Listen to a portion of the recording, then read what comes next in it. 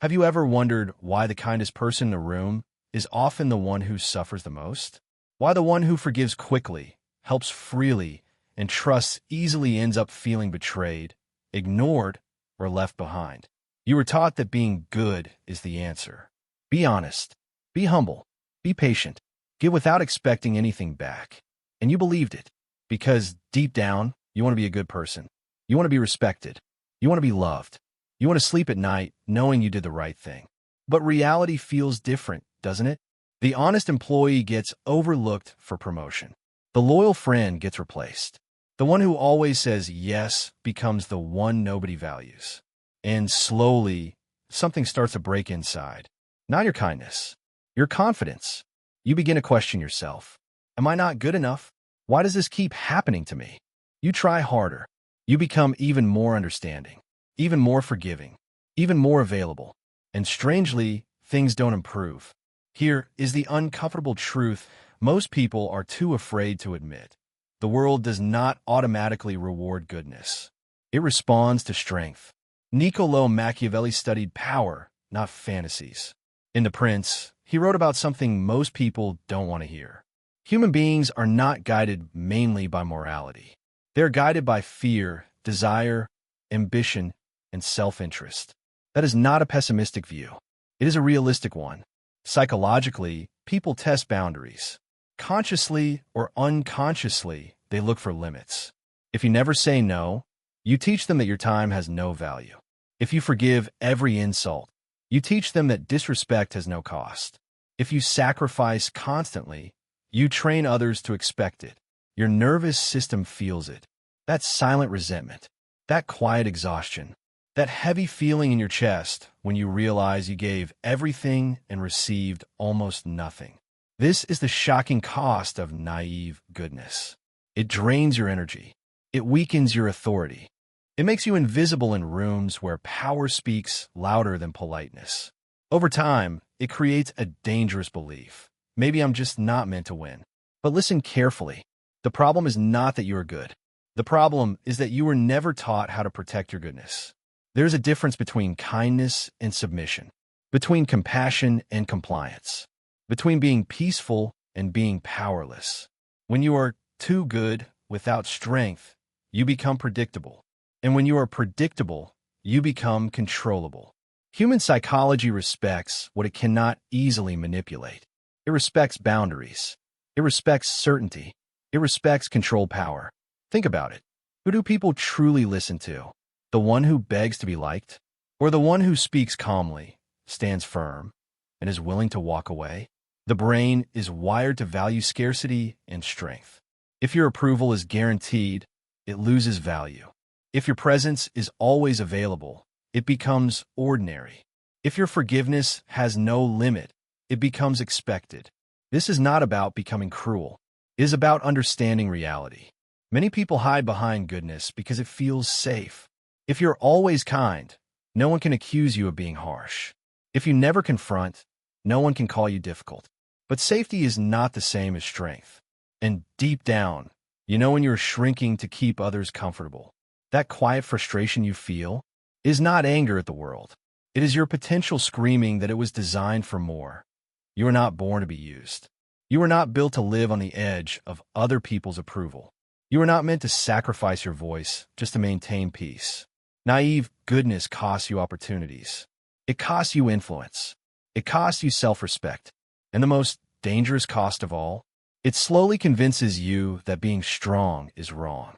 But strength is not evil. Power is not corruption. Boundaries are not selfish. They are necessary. If you watch until the end of this journey, you will understand how to keep your goodness without losing your power. You will discover how to transform kindness into influence. And you will see why the strongest people in the world are not the cruel ones. They're the ones who mastered controlled strength. For now, understand this. The world does not attack your kindness because it is bad. It exploits it when it is unguarded. And once you see that truth, you can never unsee it. Once you see that truth, something shifts inside you. You stop asking, why are people like this? And you start asking, how do I move in this world without losing myself? This is where most people make a mistake. They swing to the other extreme. They decide to become cold, distant, ruthless. They believe the only way to survive is to stop caring. But that is not strength. That is wounded pride. Real power is controlled, calm, intentional. The deeper lesson hidden inside the writings of Niccolò Machiavelli was never about becoming evil.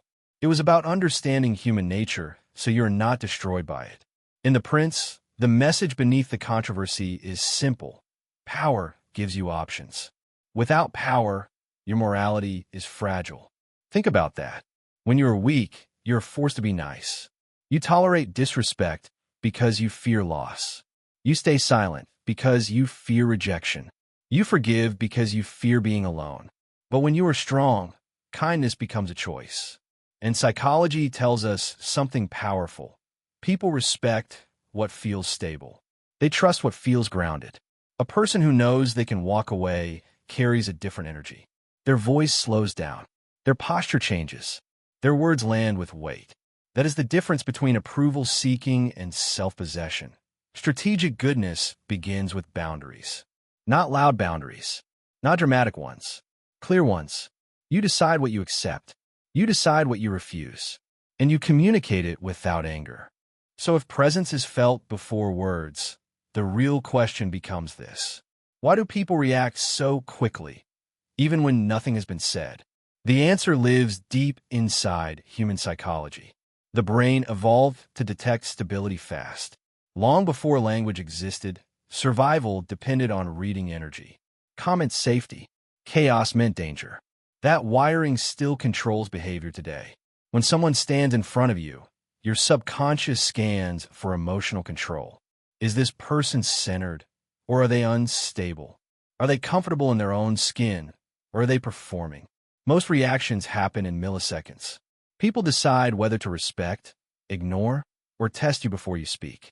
And that decision is based on what you project, not what you promise. This is why trying harder often backfires. Over-explaining signals insecurity.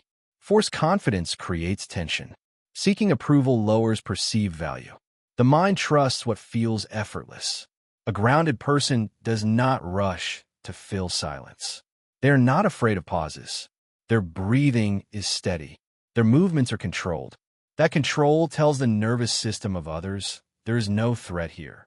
And when people feel safe, they listen. When they listen, influence becomes possible. Weak energy asks for permission.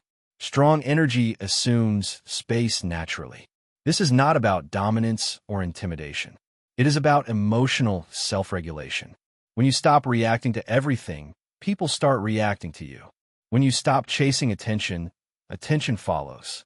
When you stop needing approval, respect appears. Your aura is simply the result of how well you govern your inner world. And once you understand this, presence stops being a mystery. It becomes a skill. This is the hidden upgrade. Do not abandon your heart. Strengthen it. Add awareness. Add strategy. Add self-respect. You can be compassionate and dangerous at the same time. Dangerous not in cruelty, but in capability. Dangerous in your ability to leave, to rebuild, to stand alone if necessary. And when you reach that level, something extraordinary happens. You stop fearing betrayal. You stop fearing rejection. You stop fearing loss. Because you know you can survive it. That inner certainty changes how people treat you. The world does not reward innocence. It rewards capability. So build yourself into someone who cannot be easily ignored. Someone who cannot be easily manipulated. Someone who chooses kindness as a strength, not as a shield. The goal was never to become less good. The goal is to become so strong that your goodness is a gift, not an invitation for exploitation. That is the hidden truth. And once you embody it, you will never again confuse submission with virtue.